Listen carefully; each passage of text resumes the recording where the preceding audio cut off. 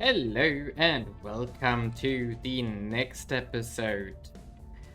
In the last ones, we have expanded on Mars and many other things, and also our ship towards Jupiter is on its way. We can call this one Jupiter 1 if we want to. And now in this episode, we not only are going to see the arrival on Jupiter, not Mars, but also the finishing of a lot of infrastructure. As we can see, basically every station is building something. Mostly they are building like the hydroponics labs, base, and so on. And on Earth, I'm going to also continue. I changed the priorities a tiny bit here in the nations, and I talked about that earlier already, that I want to get the inequality of the US to 3. Because this will get our cohesion rest point upward. So we are no longer hovering around zero, because we do have problems with the public opinion. Because as soon as we do not defend the points here, but even if we defend, some people are making public campaigns here, which is hurting our cohesion rest point. So in this episode, or rather in the time in between, I'm going to solidify my hold here and keep stabilizing the US here, this way. May 2031. That's late. I mean, we arrived in a few weeks, right? Oh, it's a dreadnought even. Okay. Our small ship, of course, cannot take out a dreadnought alone. So we have to consider what to do. We will arrive in 200 days. Then we have 400 days left until we have to fight. The dreadnought here, we have no idea what it has in regards to weaponry. We have no idea. It's of course a capital ship, so that's big. But we will need around 60 days to get 2 space docks running on Jupiter. And then we can churn out some tin can ships. I think that's possible. And we might want to consider getting a nuke, like a nuclear rocket. We maybe want to. But for that we would need to do the other technology in regards to missiles. I'm not sure how it's called. Where are we? Principles of space warfare. Missile warfare, advanced missile doctrine. 30k. It's a bit too expensive in my opinion as of now. A bit too expensive. So maybe we just go with Artemis and we just make a lot of tin cans. And hopefully make that work. We can also make some ships on Earth. And then send it over. So we have the tin can too. We can slap more drives and more fuel on it and then send it to Jupiter as well. So the same from Mars when the shipyard is done. And that way we can get reinforcements to Jupiter. I think we want to do it this way. So we have to build a few ships on Earth and Mars and then send them over while we wait for our shipyard on Mars to finish. And this is of course going to be an important fight because we want to get a foothold on Jupiter, of course. And meanwhile we have a bit of room in regards to mission control. We can make more bases on Mars soon if we want to. Currently we do not have the construction module because I upgraded everything to the nanofactory, but that's fine. Because when the nanofactory finishes in February, we can immediately make tier 2 labs or hubs, and that's what I want to do. And also I think we only have like 1 or 2, 4 are left here. And I will instead also make Marines to take over the stuff that is already present here. That's also probably going to happen in this episode. So let's get started and move forward here, because on Earth there won't be a lot of things happening.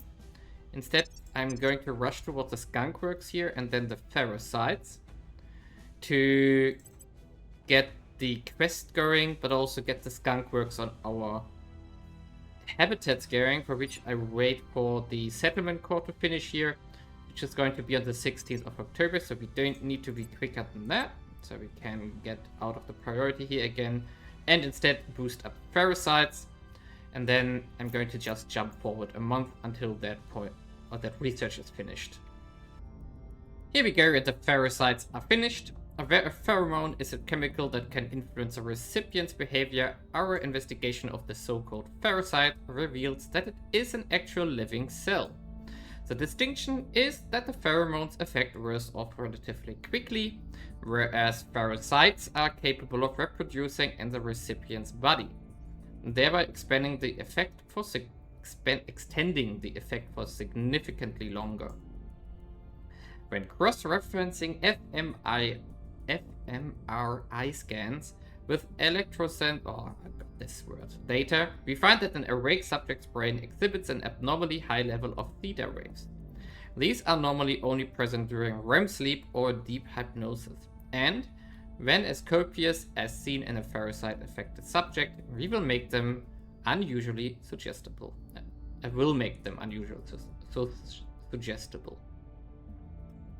Good. We are learning how the Hydras control our people's minds, Commander. So our suspicions are confirmed.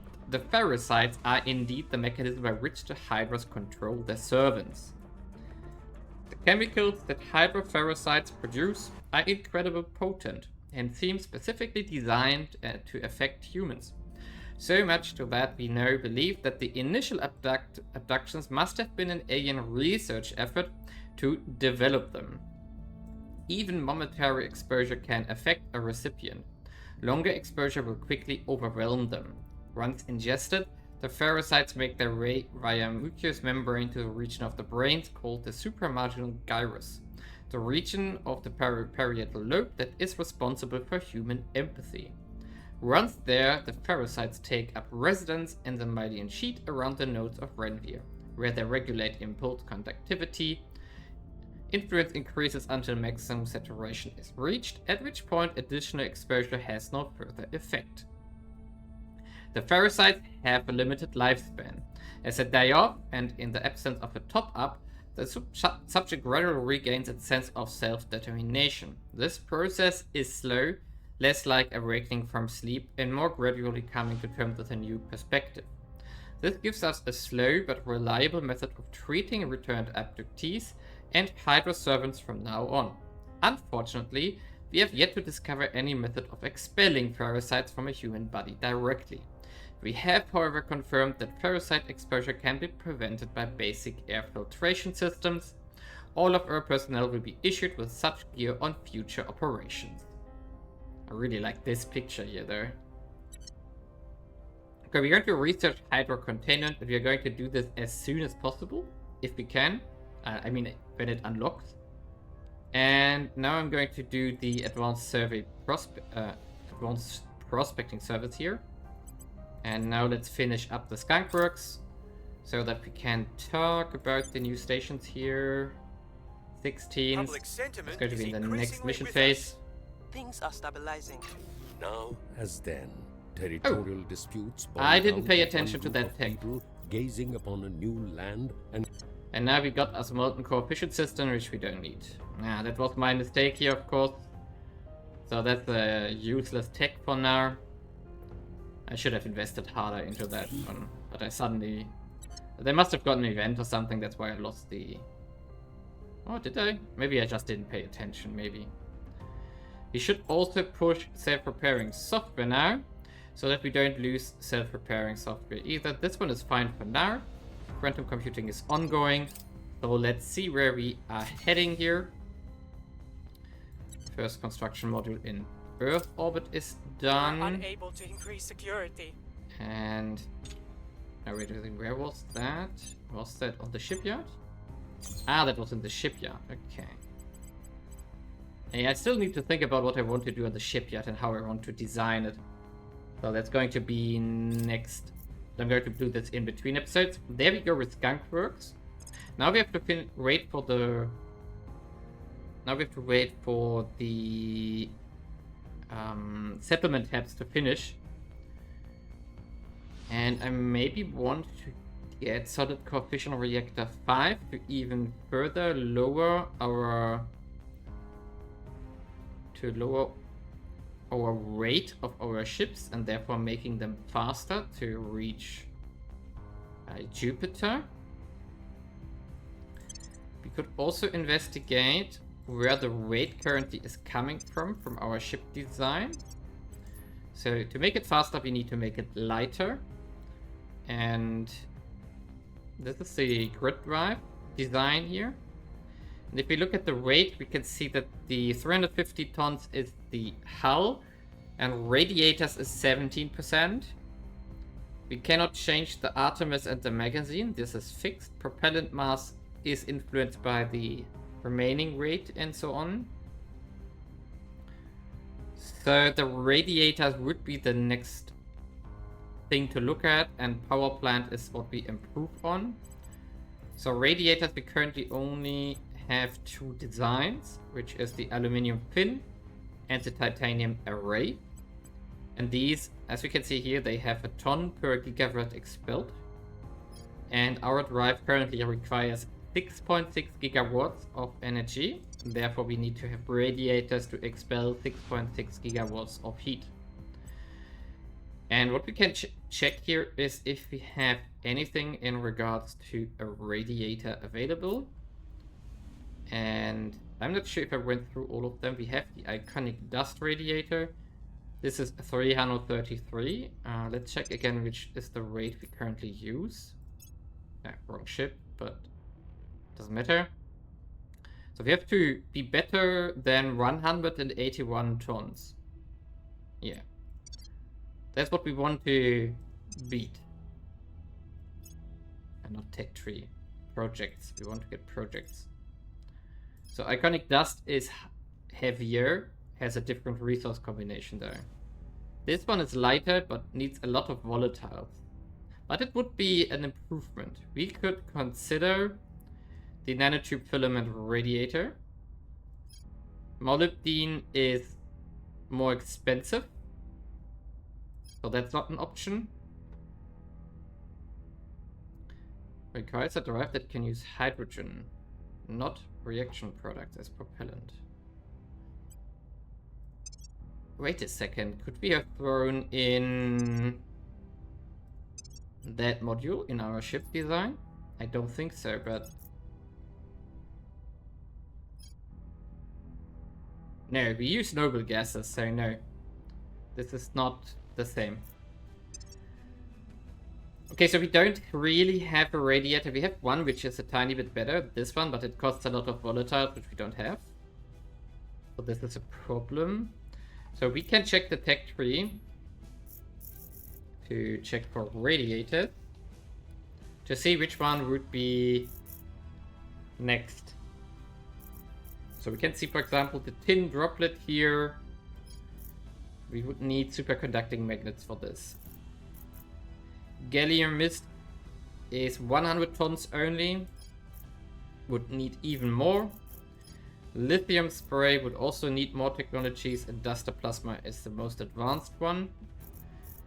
So the next upgrade would in... I know there's a cobalt dust one, but it's more heavy again.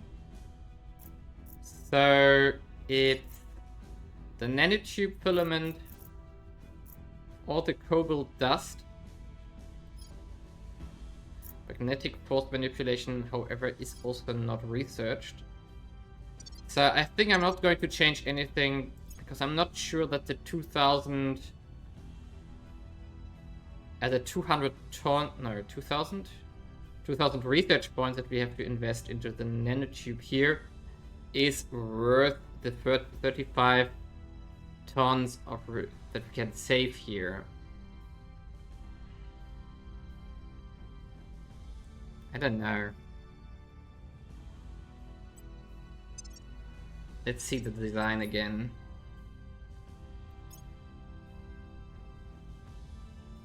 $211 tons is used. Our waste heat is only 1.2 gigawatts. Okay, that's what we had to look out for. So we would save like 40 tons, maybe 50 tons if we upgrade the radiator. But it would cost us a lot more volatiles, so that's a problem. But would make us a bit faster. Maybe I do it, just to see the difference. So I'm going to do the solid core fission reactor, and then I'm going to do the radiator to see how big the impact will be here. Ah, Albania has merged. Okay, we get some parasite projects now, designed to prevent the aliens of expanding in our realm. And now let's wait for the 16th here, so a new mission phase, and then we can go into our settlement hubs again. Oh, it's also... Ooh. This is important. This is, I think, more important than... Ah yeah, we also won this one more or less again. So we can go full into the farm here. We should also... Oh, no, we don't need to push out the solid core fission reactor. Yeah, I think it's all fine like this. Let's... Ah, Guatemala has finished its space project, so we can now go into mission control here as well. And then we invest the rest in welfare and funding to get us some more money and equality changes. Okay, the new shipyard here are done. I'm going to start building ships there soon. So let's just get to the settlement hubs, investigate these ones, and the rest I'm going to do in between. I also have to check orcs again, but we are pretty broke currently because we have to wait for the nanofactories to finish. And here we go, our new modules and settlements have finished. And let's start on Mars 0.7. So to follow the same setup as we have with the other ones, we can verify this. So we have fission reactor array, nanofactory, op center, fission reactor array. So we have this, operation center, nanofactory. Then later the farm here, this will be a fission reactor as well, which is currently a fission pile. And then we could consider putting a skunk work here. There we go. I think that I'm going to upgrade this base here as an example. So we do this one, then we upgrade this one. We don't have the farm yet, but that's just a question of time now. And then we can decide what else to do here. But I'm going to leave the rest open for now. Because now we can make one more fission reactor array. But we don't need to, right? We don't need to. No. Although we do need more energy. No, we don't need. The farm only requires 40. So we do have enough left here. 48 actually, so this is totally fine. So we don't need to build more modules, we wait for the farm, then we can upgrade this one as well. I'm going to just save this one as a new template now, because this is going to be what we are going to apply to the other bases as well. So we know how that works, we already did that in the past. So if we go to our Mars bases here, we can apply a template here, and then pick, for example, Mars 8 and apply it. We could also do the multi-applications here. We are going to do this in the near future. And I'm going to upgrade this one as well. There we go. But I'm going to wait with the others a bit, because we have to now spread out our resource income a bit. Also, this template will get changed over time. Or rather, we are going to add more modules here, because we will need more energy. And we are also going to add a science campus here, a research campus here, when the research for this is done. And right now, we are mostly interested in getting more population on the ground over time, so that we can get Mars to 10,000. We have 3 3,418 by now. With all the upgrades that we have to do with our resources that we currently have, this will be done in a decent time frame, but we have to constantly upgrade our resources now. So all these upgrades will take a bit of time, like 3 months roughly. And then we have more income from our settlement mining. And so we have to balance this out a bit because we still have to make ships and so on. And now I'm going to check around what I can do with my agents or counselors and what kind of orcs I can maybe buy. And also I'm going to prepare more ships for Jupiter. And now we have reached Hydra Containment. Our architects have devised an alien containment facility that is disarmingly simple but highly effective in its design.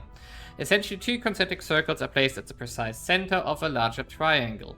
The inner detainment chamber utilizes a multi-stage particulate-absorbing filtration system to protect against ferricide release, so that we may safely monitor the entity from the other circle.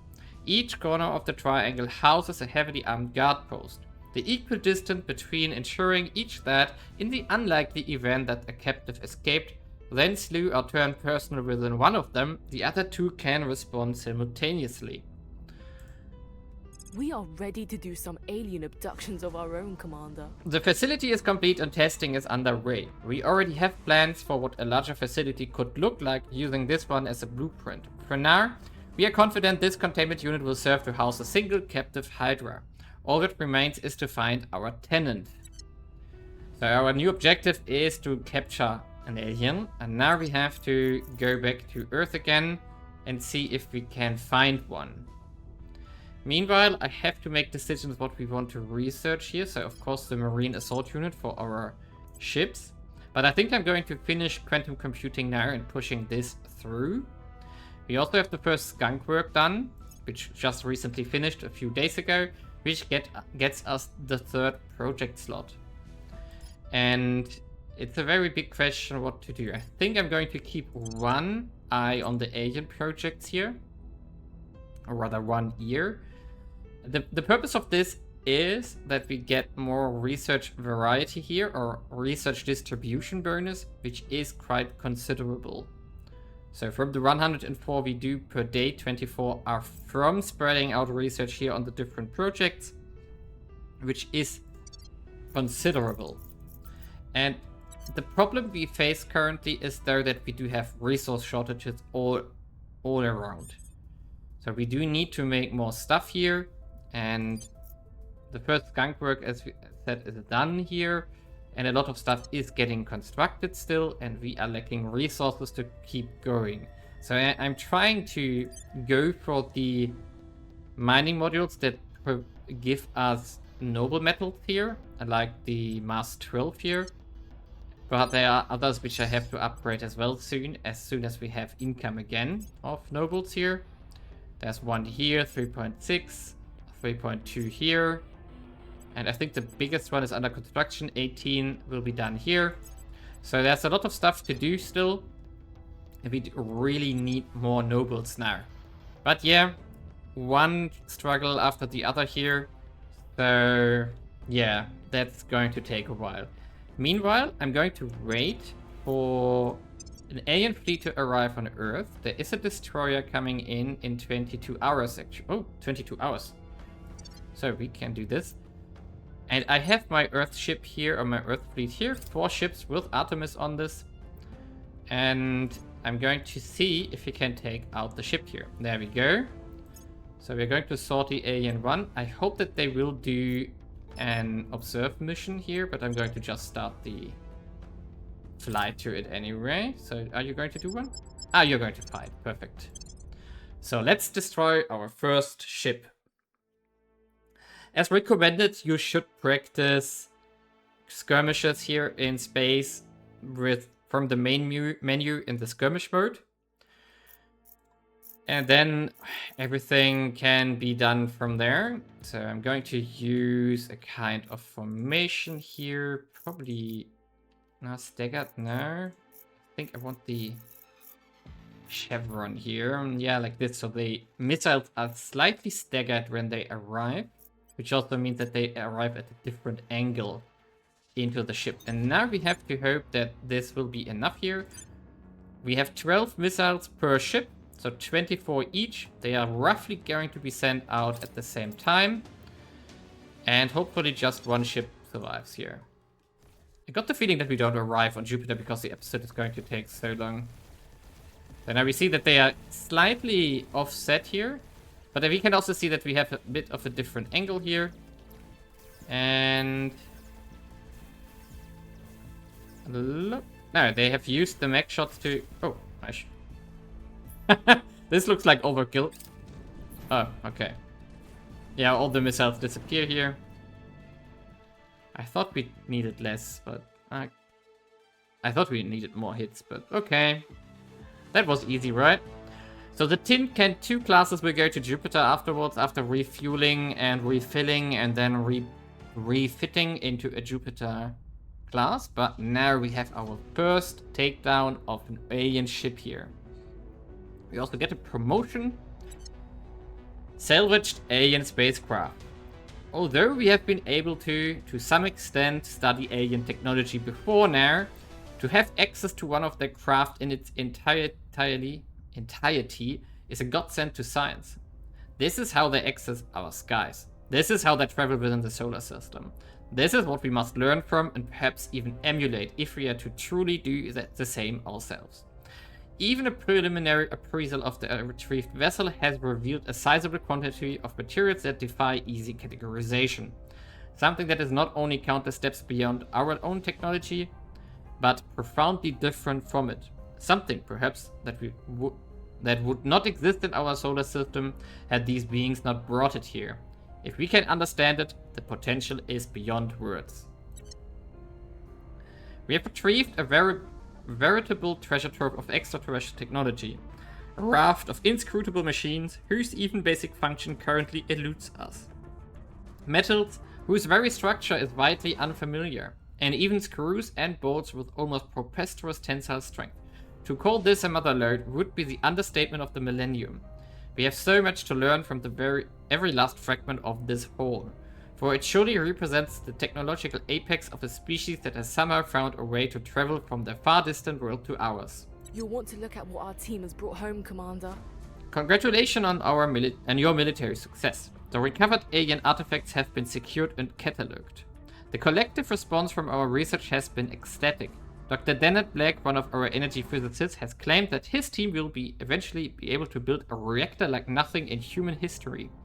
Though we still have a long road ahead of us, this does feel like cause for celebration. The secrets within these artifacts carry the potential to massively jumpstart our scientific development. It is a crucial first step towards being capable of fighting the aliens on an equal footing. Okay, we have to research the alien technology project when it comes. And, oh, even more stuff. Okay. We have successfully retrieved the body of one of the creatures we have nicknamed Griffins. A preliminary assessment confirms that it's an entirely different species to the aliens first encountered on Earth. As different from them as we humans are from, say, a dragonfly. Indeed, so thin and hollow are these alien bones that it seems unlikely it did even originate from the same planet as the other aliens. Most probably, it hails from a far lower gravity environment, which would also explain how rarely this particular species has been sighted on Earth. While the bone structure arguably invites some comparison to avian life on our own world, hence the designation Griffin, the similarities end there. This creature is, in every sense of the word, alien. And we get 500 influence because we are the first to defeat aliens in space. We have a lot of influence saved up here currently, which I'm not using as of yet. That will come later. Yeah, but we just have it. So, that was our first alien takedown in space. We do see that there are more fleets flying towards Earth here. We should also make a marker on these ones here. So in 217 days, another destroyer. Then a transport ship, probably bringing an agent, and these probably also bringing agents. For these two, we definitely need a bit more. But because I want to send these two ships that we currently have, two of those ships from in the Earth 1 fleet here, I want to send to Jupiter, of course. So we don't need to waste fuel here. Repair and refuel on arrival. And then I have to refit the two ships to send it to Jupiter as well. I assume that we need at least 6 ships with a lot of torpedoes on it to take out the Dreadnought here. At least 6 ships. The Dreadnought that is flying toward here, Jupiter 1. Oh, there's also a ship flying, 2 ships, colony ships flying towards Ganymede. It's also not ideal. But fine. We are going to survive. Hopefully. So, this was a lot of progress. Pretty quickly. Yeah, that was really a lot of progress. And now, do we still win everything here? Yes, we win this one. We are going to win this one as well. And we are definitely going to win this one. So that's all good. I really need the research campuses and I really need more resources. What we could already check is on Callisto, where we are flying to. Yeah, there are some locations which are going to have nobles, so we probably want to settle down here. Which also means that we do need defensive structures against alien bombardment. And this means that we have to go into defense platforms, point defense array, and layered defense array. We need for this the infrared combat lasers. So that's something we have to aim for now. You can delay this in your own campaign unless you also go to Jupiter, which is its own mess of problems. So I have to see where I squeeze that in, because we want to go through quantum encryption to get our 6th agent. We still have a lot of other things to do. Oh, no, wait a second. We can't do encryption because self-repairing software is not done. So we maybe can push a bit in the direction. I need to check if I have forgotten something from my priority list outside cybernetics, which we can delay. And then maybe we can go in this direction already. So, yeah, let's keep pushing stuff. And I'm going to do one more time jump here before I cut this episode. Well, to end this episode, we are going to go on a capture run against an alien. We have found the Alpha 5 here, and now we can take it with Ian. I have upgraded Ian to 25 investigation. At your service. And therefore going to try to capture it with Felicia supporting in with another investigation mission here, so that we get a bit more additional score or points towards success here. Of course, the aliens will not like this. We can even see this here in their reactions. Something is flying to Mars, a lot of stuff is flying to Earth now. And yeah, we maybe annoyed them a tiny bit. For example, they have 3 ships coming to Earth now. And we have run into, let's say, a little bit of a pickle here, because we are lacking noble metals like crazy. And we don't really have a lot of mining facilities left that can make more metals. We get +5 here, we get plus 4.8 here, and I think, well, these are going to cost me metal. So basically all the production we are going to run out. There's additional +3 here, and also plus 17.6 here. So this is a very important one. And also a bit like 10 here. So all of that will come in. It will just take a few weeks to be done. I also sent out a ship to one of the asteroids, which is going to produce 25 nobles here. But that's going to arrive like in a year and a half. So quite far down the road. But I also urgently, because I had to do this, I made a new ship, which is going to be this ship here. It has 2 marine assault units on it, which is going to finish in 32 days on Mars, and then I'm going to take more noble metal bases on Mars from the other factions, therefore breaking a lot of non-aggression pacts, but that's fine. In regards to this, we do have with everyone a non-aggression pact except the Servants and Protectorate. So, yeah. Let's see if the mission will be a success. Offering counsel. And then we have that one in the... We've got the package. There we go. It is impossible to describe the sensation of gazing upon a creature from another world with one's own eyes. No words could adequately explain how uncanny it feels to see such a thing move and draw breath, and turn its own unquestionably alien eyes upon us. Even had we sent a pirate, they would not be able to convey the mingled sense of awe and wrongness, the terrifying privilege of beholding something that does not resemble anything in human experience. The shape of the hulking skull, the tendrils that dance unnatural within the mouth, the way the light plays across flesh textured and patterned like nothing else on Earth. Even these beings sounds challenge our very definition of language. The idea that we could ever know their mind seems for now frankly laughable.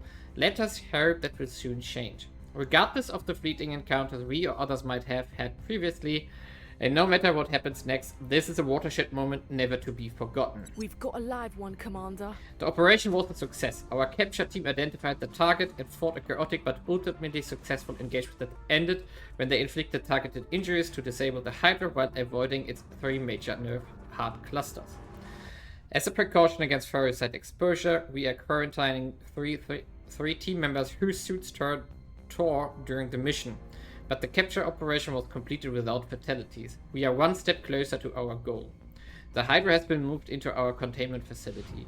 It is still recovering from its injuries, but our observers report they can already see signs of regeneration. But they will let us know once it regains consciousness. So now we want to communicate with them. And... yeah, okay, that's the success mission here. Even a critical success, that's nice because it doesn't count towards this one here. So we just got an update on the 20 March of 2030. So we are not at total war yet. That's good. That would be a bit early. But they will definitely... they don't like this. So we have to lay low, but probably can't because we have to defend our planets against them and go into the offensive. And with that, I'm going to cut the episode here, so leave a like and subscribe, and see you in the next one, where we continue our travels through the tech tree, and where we are finally going to arrive on Callisto, which is going to be pretty soon, and we have to expand on Mars as well. So, see you then.